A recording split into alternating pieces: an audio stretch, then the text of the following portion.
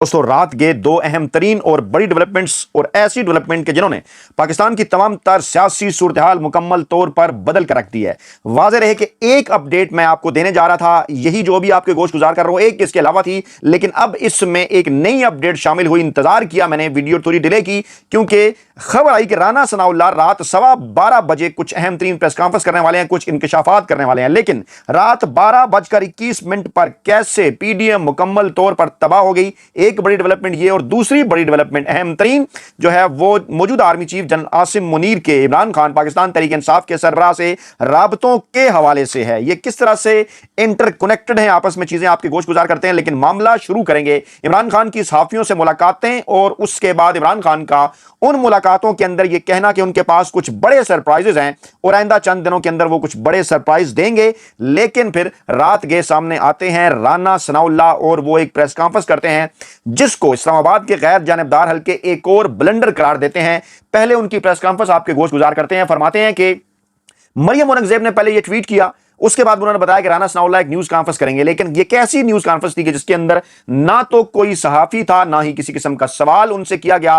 वो कोई 12:21 पर सामने आए और 10 मिनट उन्होंने गुफ्तगू फरमाई और उसके बाद चले गए। गुफ्तगू क्या थी? उन्होंने इंकशाफ किया अपनी तरफ से कि मुल्क की एजेंसियों ने गुफ्तगू पकड़ी है। इल्जाम उन्होंने लगाया पाकिस्तान तहरीक इंसाफ पर, कहा कि 2 तरह की मनसूबाबंदी की जा रही थी, आज रात उस पर अमल होना था, जिसमें यह हंगामी प्रेस कॉन्फ्रेंस में उन्होंने कहा कि मुल्क की एजेंसियों ने गुफ्तगू पकड़ी है 2 तरह की, और यह पीटीआई रहनुमा पहली मनसूबाबंदी गुफ्तगू जो है वो पीटीआई रहनुमा के घर छापे से मुतल्लिक है, और दूसरा ड्रामा यह था कि रेप एक्ट किया जाए। मकसद यह था कि रेप एक्ट का इल्जाम कानून नाफिज करने वाले इदारों पर लगाया जाए और रेप एक्ट का मामला आलमी सतह पर उठाया जाए। मंसूबा बनाया गया कि किसी पीटीआई रहनुमा के घर छापे के दौरान फायरिंग भी हो, और अब उन्होंने ये मंसूबा जो है घटिया ड्रामा रचाने की मंसूबाबंदी की है। और उनका बकौल राना सनाउल्लाह के इमरानी फितने का मकसद है कि लोगों को गुमराह किया जाए, लेकिन एजेंसियों ने बरवक्त इसे नाकाम बनाया। अब सूरत हाल यह है कि ऑडियो लीक्स के इस दौर के अंदर अगर ये गुफ्तगू उन्होंने पकड़ी है तो अभी तक ये वाली ऑडियो लीक सामने क्यों नहीं आई? ऑडियो लीक्स के ऊपर बनने वाला कमीशन अपना काम रोक चुका है, और अब ऑडियो जारी ना करने का, अगर इनके पास ऑडियो आई है तो इसका क्या मकसद है? पहले जो ऑडियोज आ रही हैं वो किस हद तक संजीदा और सीरियस उन्हें लिया जा रहा है? अब जो भी ऑडियो आती है सबको पता है डीप फेक टेक्नोलॉजी और बाकी सारी चीजें, क्या इस किस्म की कोई ऑडियो बनाई गई? लेकिन सवालात इस दौरान कुछ और पैदा हो रहे हैं, क्योंकि जो ऑब्जर्वेशंस हमारी थी, राना सनाउल्लाह की बॉडी लैंग्वेज इंतहाई पस्त और गिरी हुई थी, रंगत उनकी उड़ी उड़ी नजर आ रही थी, और आंखें खुद से भी वो चार नहीं कर रहे थे, आंखें चुरा रहे थे, जुबान उनकी लड़खड़ा रही थी जब उन्होंने ये बात की। और मैंने ये ट्वीट भी किया कि राना सनाउल्लाह साहब, क्या कभी सच बोलते हुए जुबान लड़खड़ाती है, इंसान आंखें चुराता है? कुछ खुदा का खौफ करें। और फिर मैंने ये भी कहा कि पिछले 2 दिनों से क्योंकि हुकूमत के पास इमरान खान के खिलाफ बेचने के लिए कुछ बाकी नहीं रहा, इमरान खान के पेशाब में उतरने के बाद अब पीडीएम हुकूमत एक और ब्लंडर करने जा रही है। राना सनाउल्लाह का ये जो सच उन्होंने 12:30 बजे कौम को सुनाना शुरू कर दिया, और फिर ऐसी न्यूज कॉन्फ्रेंस की जिसमें किसी साफी को नहीं बुलाया गया। फिर गैर जानिबदार जराए का राग गए ये दावा करना कि क्या राना सनाउल्लाह की ये प्रेस कॉन्फ्रेंस कोई एतराफ जुर्म है। लगता है कि माफिया और हैंडलर्स की फस्तायत के कुछ अहम सबूत किसी सहाफी या तहरीक इंसाफ की क्यादत के हाथ लग गए हैं, जिन्हें जारी करने से कबल ही कवर अप करने की कोशिश की जा रही है। सोशल मीडिया के ऊपर यह डिबेट चल रही है। फिर यह सवाल भी उठाया जा रहा है कि बाबर अवान साहब आखिरकार बरतानिया क्यों गए हैं, और उस बात से, बाबर अवान साहब के बरतानिया जाने से राना सनाउल्लाह साहब क्यों इतने परेशान हैं, उनकी बॉडी लैंग्वेज इतनी क्यों गिरी हुई थी। क्योंकि इस वक्त यह भी सोशल मीडिया के ऊपर डिबेट चल रही है कि आया क्या बाबर अवान साहब के पास किसी ऐसी शख्सियत के हवाले से कुछ सबूत हैं जो कि बरतानवी हैं, और राना सनाउल्लाह की माफिया हुकूमत की जानिब से उनके साथ कुछ हुआ है जेलों के अंदर गिरफ्तारियों के दौरान, और अब उसको कवर अप करने के लिए तमाम तर मामलात किए जा रहे हैं। ये सवालात हैं इस वक्त जो सोशल मीडिया के ऊपर उठ रहे हैं। कौम ये तमाम तर सवालात के जो है इनके जवाबात मांग रही है कि राना सनाउल्लाह रात गए ये जो आके प्रेस कॉन्फ्रेंस कर रहे हैं, आखिरकार इसका मकसद क्या है? इस मकसद के पीछे क्या छुपा हुआ है? क्या इस मकसद के पीछे यही बात छुपी है कि इससे पहले कि पाकिस्तान तहरीक इंसाफ या किसी मीडिया ग्रुप की जानिब या किसी साफी की जानिब से ये सबूत सामने आ जाएं, उससे पहले जो है एक माहौल बना दिया जाए और कहा जाए जनाब हमने तो ये कहा था। क्योंकि अब ये बात उन्होंने उस तरह से वाजे भी नहीं किया, क्योंकि उन्होंने किसी एजेंसी का नाम भी नहीं लिया। उन्होंने कहा जी पाकिस्तान की एजेंसीज ने, ठीक है जी।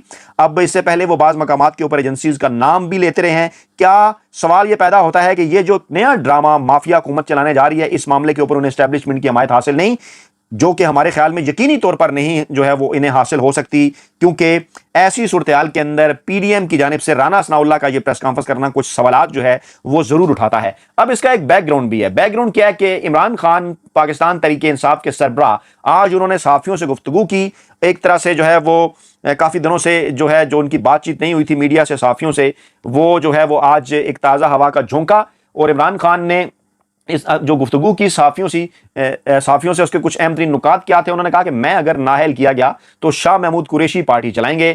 زمان پارک میں انہوں نے صحافیوں سے بھی گفتگو کی, وکلا سے بھی کی, اور ان کا کہنا تھا کہ مجھے اگر نااہل کیا گیا تو شاہ محمود قریشی چلائیں گے پارٹی. جب ان سے پوچھا گیا مراد سعید صاحب کے حوالے سے تو انہوں نے کہا کہ مراد سعید مستقبل کے لیڈر ہیں, اور پھر انہوں نے یہ بھی کہا کہ فوج سے میری کوئی لڑائی نہیں, فوج میری ہے, وقت جلد تبدیل ہونے والا ہے اور آنے والے دنوں میں بڑے سرپرائز دوں گا. اب یہ بڑے سرپرائز کیا ہیں؟ عمران خان یہ بات کرتے ہیں بڑے سرپرائزز کے حوالے سے.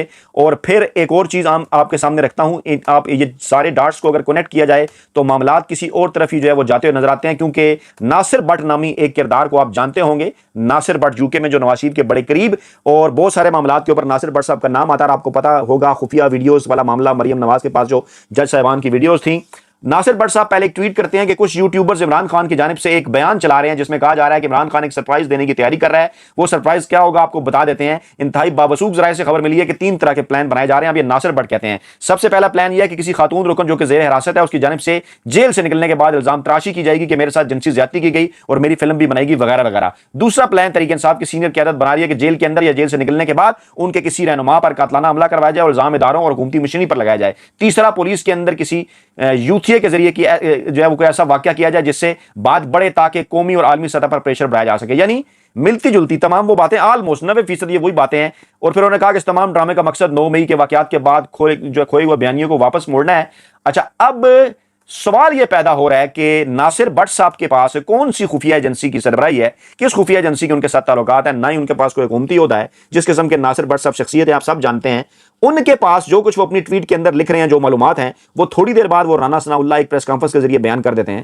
اب کیا پاکستانی عوام کو آپ لوگوں نے نواز شریف یا حامد میر سمجھ رکھا ہے کہ وہ ان تمام تر معاملات کے اوپر سوالات نہیں آپ سے پوچھیں گے؟ بات تو ہے نا جناب, بڑی حیران کن کہ ناصر بٹ کے پاس جو انفارمیشن ہے, جو کہ نواز شریف کے پاس رہتے ہیں, وہ انفارمیشن کچھ دیر بعد رانا ثناء اللہ جو ہے وہ بیان کرتے ہیں. تو سوالات تو یقیناً جو ہے وہ اس بات کے اوپر اٹھیں گے.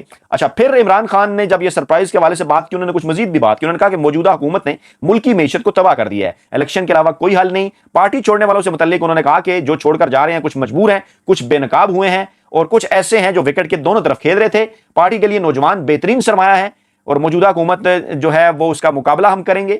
ٹکٹ نوجوانوں کا حق ہے, جبکہ صدر مملکت عارف الوی آئین کے مطابق کام کریں گے. جب ان سے سوال کیا گیا, پھر انہوں نے کہا کہ PTI ہر صورت الیکشن جیتے گی. مجھے گرفتار, نااہل اور قتل کرنے کی پلاننگ ہو چکی ہے. آج بھی ریفرنڈم کروا کر دیکھ لیں, نتیجہ سامنے آ جائے گا. حلف دیتا ہوں تشدد اور توڑ پھوڑ کا کبھی نہیں کہا. پھر عمران خان نے اپنی لیگل ٹیم سے بھی ملاقات کی. عمران خان پر جو درج مقدمات ہیں ان کیسز پر قانونی مشاورت بھی کی گئی, جبکہ عمران خان نے لیگل ٹیم سے گرفتار پارٹی رہنماؤں کی رہائی سے متعلق بھی بات کی, کیونکہ پھر انہوں نے ایک 7 رکنی کمیٹی کا بھی اعلان کیا. اور جو 7 رکنی کمیٹی کی سربراہی جس کو انہوں نے سونپی پاکستان تحریک انصاف کے وائس چیئرمین کو, وہ ہیں جناب ان دنوں گرفتار, کیونکہ عمران خان نے مذاکرات کی دعوت دی ہے ایک مرتبہ پھر جو ہے اس حکومت کو. اور بار بار عمران خان کہہ رہے ہیں کہ میری یہ جو مذاکرات کی دعوت ہے اس کو کمزوری نہ سمجھا جائے, اور میں ملک کے بہتر مستقبل کے لیے, آئین کے لیے, جمہوریت کے لیے, پاکستانی عوام کے لیے بار بار مذاکرات کی بات کر رہا ہوں.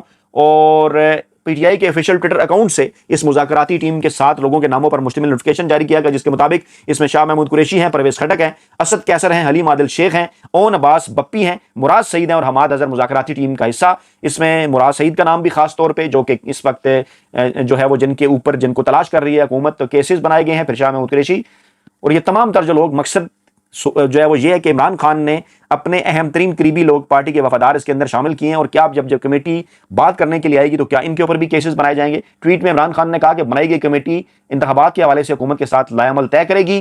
اور عمران خان کے اس ٹویٹ کے بعد ابھی بات ہو رہی تھی تو عمران خان نے کہا فوج سے میری کوئی لڑائی نہیں ہے, آنے والے چند دنوں کے اندر میں جو ہے وہ سرپرائز دوں گا.